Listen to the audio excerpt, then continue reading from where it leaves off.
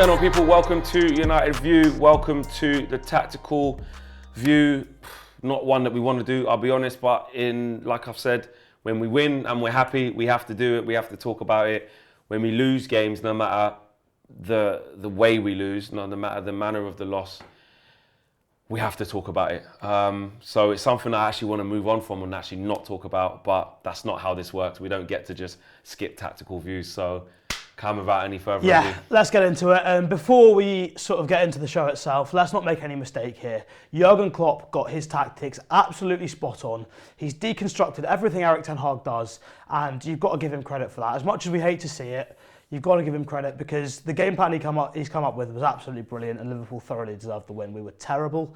And yes, the players maybe gave up after 3-0, which is unacceptable. You can't have that from a United team. But up until that point, I think, maybe you could say we edged the first half, but I think the second and third goal, and even the first as well, the way they played through us, it was their game plan. It was so easy. But you know what, Cam? I'm going to be deadly honest, man. And as we're filming this, we filmed this on the night, to be fair. You guys are seeing it the next day, so we're still quite raw of emotion. I ain't going to lie, Cam. The 3 goals that they scored, we gave them goals. The first one was well executed. Okay, ball inside, Fred, cut in, good finish. I'm not saying, but the transition was on us. The second goal, Luke Shaw plays a blind pass into 3 players. He never does that. He's killed us. Then we're backpedaling, and so then the third one. What happens then? I can't even remember. I think they're all kicking it everywhere. We just could pick FIFA goal.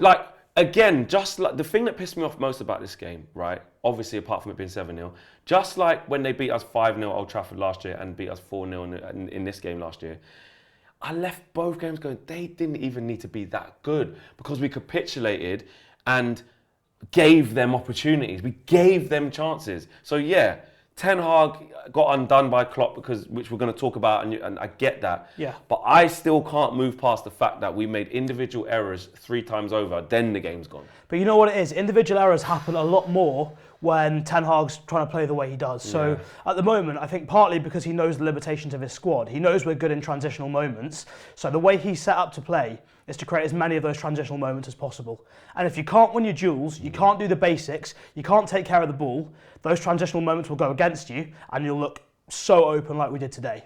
So that's what it is. It's a byproduct of the system where if the players are off it individually, we're in big trouble. Yeah. Don't get that twisted. We are in massive trouble. I can't get that second goal out of my head. I really can't because it's horrendous. So. We wanted Luke Shaw to play so bad, so happy he was back fit for it, and he just has the ball in not really a dangerous situation, just passes it like he never does that. Yeah. Do you know what I mean? And I'm like, Ten Hag can't legislate for that.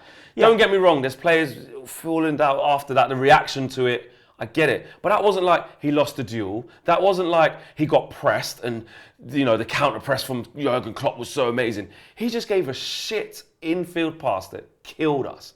Do you know what I mean? And that's why I'm struggling in the moment. But let's get into it. But look at the Liverpool team here. What you see is actually this isn't far away from probably the strongest lineup that they've got. Yeah. I think what was interesting is Henderson and Fabinho in midfield. So if you look at that pairing, you know what you're going to get in terms of you're going to get a lot of defensive work rate.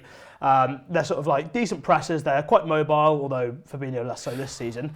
But they're going to get a lot of work rate, but they're not going to really be able to pass through you if you defend in a deep block or a mid block and you're quite compact. That's not what they do. So Klopp knew straight away that he had to work out another way of Liverpool bypassing our press and getting through us. And to be fair to him, he's done that. The other thing that Klopp's done was it may look like a front 3 on paper, but this was really smart. He dropped Cody Gakpo back to the second line. And what that meant was that when Liverpool did have to go long, even if they didn't win the first ball, more often than not, Cody Gakpo or Harvey Elliott were in the right place to win that second ball. And that positioning of those players meant that so often they were picking up the ball between our defence and midfield lines because the midfield were so keen on pressing high. They weren't, our midfielders, that is Casemiro, Fred, Weghorst, were so keen on trying to press high when Liverpool were playing out that if they did go long, they weren't getting back in time. So there was a massive gap in the middle of the pitch.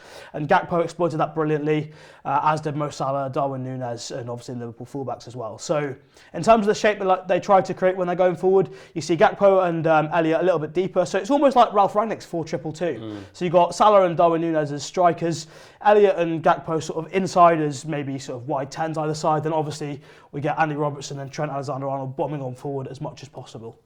But without further ado, what we'll get on to now is we'll have a quick look at the way Liverpool played out and how that really just destroyed everything that Erik ten Hag had been working for. So, right from the start then, from Liverpool goal kicks, the way that United set up to press, as we've often talked about on these shows, is that we sort of have our front three, so Rashford, Antony and Bruno Fernandes, opposite the opposition's back three, so the keeper and the two centre-backs. And obviously, in the modern game, the keeper is an important player to consider. If you've got a keeper that can sort of split lines, break lines when they're pressing, you're going to have to work out a way to stop that happening, otherwise you're going to get bypassed. So what you often see is Bruno and Antony in this case starting really narrow, and the reason it was Bruno and Antony and not any other players, I know people were questioning the selection of Bruno on the left rather than Rashford, is because Bruno Fernandes and Antony are two of Manchester United and Erik ten Hag's best pressers. They understand the hybrid role really well, in the sense that they are able to sort of start narrow, but they know the right moments, the right triggers to go out and press the fullback so we don't get played through. Well, at least that was the theory. Yeah. The problem is... Yeah, because that's what it is about this. In hindsight, obviously, we got smashed 7-0, so you could be watching this at home going, yeah, well, it didn't work, did it? But that's why this is important, because we're talking about what the thought process was of trying to set up like that. Exactly, yeah. To understand what's happening, you've got to understand the first half. Yeah, you've got to understand the theory of what we're trying to do. Yeah. So what we're trying to do is sort of get Bruno and Antony to sort of start there, arc their runs inside to force the centre-backs to play into midfield when they get the ball. And the idea then is that in midfield we're man for man, Weghorst on Henderson, Fred on top of Fabinho. And the idea is that because they're man for man, there's a high chance of turnovers. We're creating these 1v1 situations all over the pitch as much as we possibly can. And if you get Fred or Weghorst or Casemiro to get their foot in, you've got a chance of a transitional situation. Then you have Rashford in a good position, Bruno in a good position because they've been arcing their runs, and the same with Antony. So there's a good chance of trying to score. Unfortunately, it didn't really work out quite as we'd intended, did it? No, not at all. Not at all. But again, I know I'm going to be really pessimistic on this, yeah? Yeah. Because the individual errors. But it is that, and like I said, either not winning your duel or choosing to do something that you shouldn't do in that position, and against a team like Liverpool, bang, bang, bang. Yeah, and this is where we've got to explore how Klopp deconstructed Ten Hag. So if we break the pitch down into thirds then, we'll start off with the final third when Liverpool are playing out. So this sort of area here, let's see if we get that box drawn. Yeah, there we go. So what we see in this area, as we've mentioned, our wingers start really narrow. So what Liverpool are able to do is they're able to play to the centre-backs and quickly get the ball out to the full-back either side. If we say at the moment, we get that out to Trent on this side. Then in midfield, you've got Fred and Weghorst staying really high. And what Klopp did there was he had Fabinho and Henderson dropping quite deep, staying fairly central to try and bait Fred and Weghorst really high. Then if we look at what happened in the middle third, so just moving on from there, what we had was Casemiro here, and he wasn't having his best game. He was constantly getting dragged out of position, wasn't as mobile as he normally would be. And what would happen is, as Trent received the ball, Harvey Elliott would make a late run really wide, as pretty much to the touchline, to try and force Casemiro into a quick decision. Now, if you're at the top of your game, if you're sharp, maybe you don't go with Elliott, or maybe he's been told to go with him, and either way, he's dragged out of position. And what that means, clearly, as you can see, is there is a massive space in there for the Liverpool players to drop into. Now, typically, the way United play when we defend, we're used to these sorts of situations, and what you'll see is if Núñez drops in, Martinez will be right on top of him, and normally he'll get his foot in. And again, it's another 1v1 battle. We're creating as many 1v1 situations as possible, and the idea is that from Klopp's perspective is create this space, Gakpo on the second line there alongside Harvey Elliott, and if they can get the ball up to their forward line, they can sort of bounce it back off into the second line. So when Trent's got space, I don't know why there's two balls on the pitch, he can fire a ball into Salah, who's just come off the wing, timed it right, he can set it back for Gakpo or Elliott, who are running onto the ball at pace, and that's why he wanted them on the second line. But to stop this happening, what United needed to do is if Salah's dropping in or if Núñez is dropping in, we have to win those duels. You can't let them set the ball back, because the problem is Gakpo's completely free. So we had a 4v3 issue in midfield because Fred, Casemiro, Weghorst have been attracted by these three. So Gakpo is pretty much completely free to come onto the ball at pace. And look, in that situation, normally, you back Varane to sort of do all right recovery defending, maybe Dalot, Martinez and Shaw, they should be able to deal with it. But today, they were just so off it individually that those 1v1 battles got us in so much trouble because we were just exposed all over the pitch. Yeah. And you've got to give Klopp credit for anticipating what we were going to do and deconstructing it. But all it comes back to is that Ten Hag's tried to create these transitional situations, and if you're not on top of your game, if you're even 10% off it, when you come up against good individuals like Liverpool have got, you are going to get destroyed. And that's what we did. Well, what Ten Hag said as well, and again, this is a tactical analysis. I hate to keep taking it away from tactics, but Ten Hag said it in his post-match comments. they were unprofessional. Yeah. Because they didn't have the attitude, they didn't have the desire, they didn't recover, they didn't match runs. All of the basics of his principles, not even intricate stuff, not inverted fullback and this overlap, underlap, this, that. Like all of those things that we've been talking about, what make us so good under Ten Hag and what we're seeing, I love them. They're all real. I'm not saying that it's fake and that's not the point. That's not true.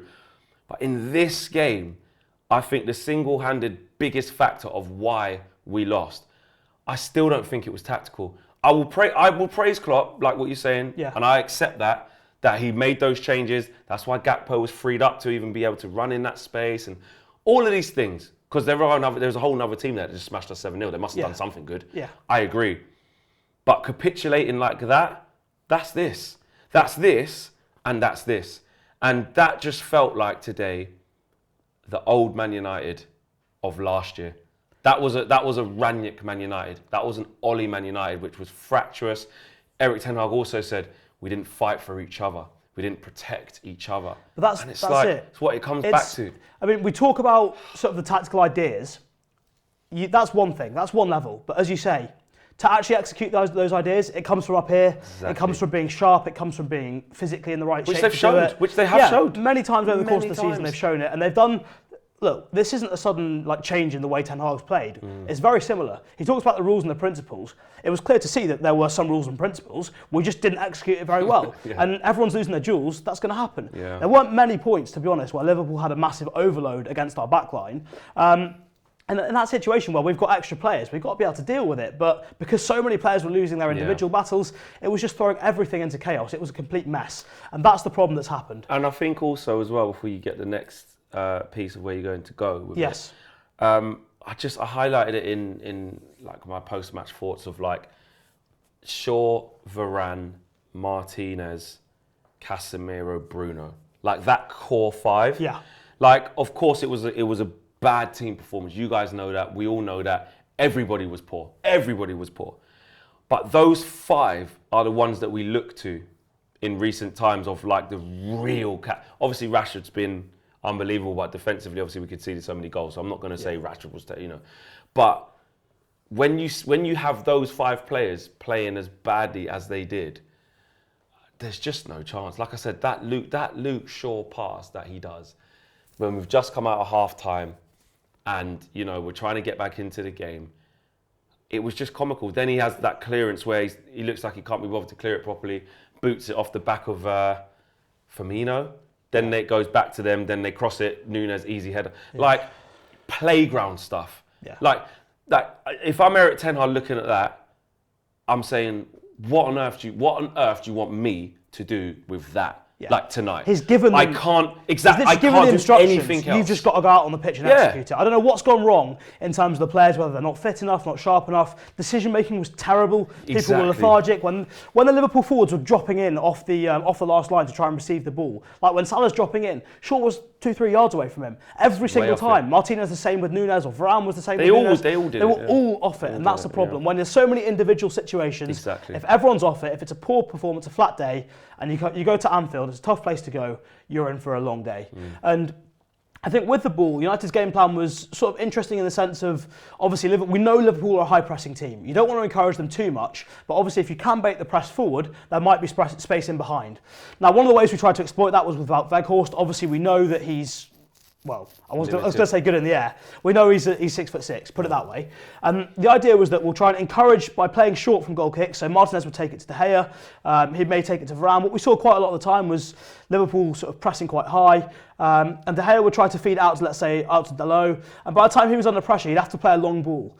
But the issue was, whereas in other games we've been able to win the second balls, get into the right situations, what was happening here was that when Weghorst was posting up to get ready for that long ball, all that was happening was that because our back four was so deep, Fred and Casemiro weren't able to get around the ball. So all it meant was that because there was such a big space here, Liverpool were able... What Klopp did again, which was quite smart, was he swapped Firmino and Konate, so that Konate would sit on top of Weghorst from goal kicks, knowing that we'd bait the press, try and play long into him.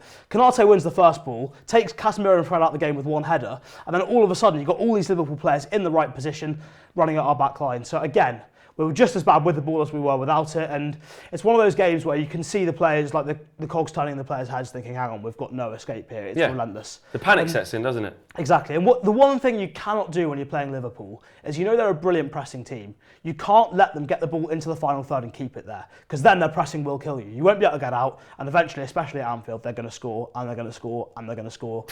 I could say it 7 times, but I'm not going to. No, don't do that. But it's relentless. It will keep going. Yeah, and I know you're going to talk about, I think, the goal as well. Yeah. You've got a couple of animations here as well. We have, yes. So, for those of you that don't want to relive the goal, this is going to be a tough watch. But so, what I want to draw attention to here is sort of the positioning of players that's going on, and why actually that first goal, as much as maybe it looks like Dallow's got drawn out of position, it isn't really his fault. And there's a lot of sort of little dynamics going on in there, which obviously relate to the overall principles of having 1v1 battles in as many positions as possible. And what you see to start with is Anthony's really high because, again, we've spoken about the pressing. He's opposite Van Dijk, which means that if the ball's on that side, Dallow may have to go and jump onto Andy Robertson. But what happens then, and this is, again, Klopp being smart in terms of dropping Cody Gakpo a little bit deeper, is that to start with, obviously Fred and Weghorst are sort of dealing with Henderson and Fabinho, but Fred realises Gakpo's there, to be fair to him. He comes back in and tries to follow Gakpo. But what you see is that he only goes sort of half the way with him. And as Robertson cuts in here, what you would see with a typical midfield player rather than possibly Weghorst there is that at that moment the midfield player would realise, hang on, there's quite a lot of space here. I'm just going to sort of detach from my man marking assignment on Fabinho here and just drop into that space there, just so that there's something in Robertson's face. He will see that in peripheral vision, it will affect him, he'll have to hesitate for a second, and that will allow Dallow to get tight, possibly win the ball back. So that's where maybe having a traditional midfield player there would spot that danger a little bit earlier, or maybe even Weghorst could do it on a different day. But he hasn't done it. And that's made it really easy for Robertson because Dallow's not quite tight enough. What you see then is that Gakpo gets really wide, so he comes out of this area, vacates the space, he sees he's 1v1 with Fred, and for some reason Fred's higher than the rest of the defence, and he makes a random, inexplicable sprint wider. Fred's got to be an actual proper right back there. Yeah, in that situation, he has to read it, he has to. I think any player at any level, the one thing you can't do is let that ball come inside there. You have to let that ball go around the outside, knowing that then you've got... Well, come close to Varane, block the passing lane, and then worry about it afterwards and we'll get out there. Spot on. So you sit in line, make sure that pass goes around you, but instead he makes a random sprint out towards Gakpo, which is just inviting Robertson to play that ball down the channel. Yeah. And from that moment on, really, Varane should see the danger a little bit earlier. Yeah, he goes a little bit too late. Well, not a little bit, a lot. A little bit too late, and then he has to overcommit, dive in. Yeah. But after that, it's, to be fair to Gakpo, a good finish. But there's so many small errors going on that probably won't get noticed, where I think a lot of people will be quick to point out that, yes, that's Diogo Dallow's fault because he's gone and committed. No. There's rules and principles of this team, and if your wingers are going to do that hybrid pressing job and sit narrow on the centre-backs, sometimes your full-backs have to jump. Every single player in that team understands it because that's one of Erik ten Hag's rules, but that then means that the rest of the team have to be prepared to deal with the situation that arises. Fred hasn't tracked Gakpo properly, Varane hasn't spotted the danger, and it's a comedy of errors from United, and that really set the tone for the whole game. So it was a poor first goal, terrible response after half-time to go and concede another one immediately, and once that's happened, this group, as they've done plenty of times against Liverpool, especially at Anfield in recent seasons, have just capitulated, and it's not acceptable from a United team. It's been tactically, technically, physically, mentally, every type of situation, terrible, disgraceful. Exactly. Not a tactical breakdown we wanted to do, and you know what? Kind of very little tactics to dissect when there was so much of the basics, principles and rules being broken, and unprofessionalism. We just want to see us bounce back. It feels really bad right now. It's going to be a horrible day today, as in Monday when you guys are watching this. Everyone's going to be laughing at us, all the memes are going to be out, all your friends and family are going to be laughing at you and stuff like that. But we have got Erik ten Hag, and he did say, I know this team will reset, and you would expect normal service for the next couple of games anyway. You'd want that. We have to. Betis at home. Then I think it's Southampton at home. At home. Then hopefully good position in the Betis game. Go away again. I don't know who we got after that in the league. I can't even think that far forward. But look, we go again Thursday night. Exactly. Same thing on Sunday. Same thing on Sunday. But get back to the rules and principles. Actually, Cam's broke it down brilliantly as he always does. But for me, I'm still, really upset about that. And I just think the main reason we lost isn't anything to do with tactics. The main reason we lost was because of this. And because of this, and lack of fighting for this, actually. Smash a like on the video, guys. Subscribe to United View if you are new to the channel. Remember, you can do that. Drop your comments on how you're feeling as well. We We always talk together about when we're doing well and all the comments are popping off. This is the United community. When we're not doing so well and we've had a bad one, we've got to talk about it too. And that's why we didn't shy away from doing this. We can't just decide not to do it. Let us know how you feel in the comments. And here's to bouncing back, because that cannot happen again. We're out of it, guys. Take care. Peace.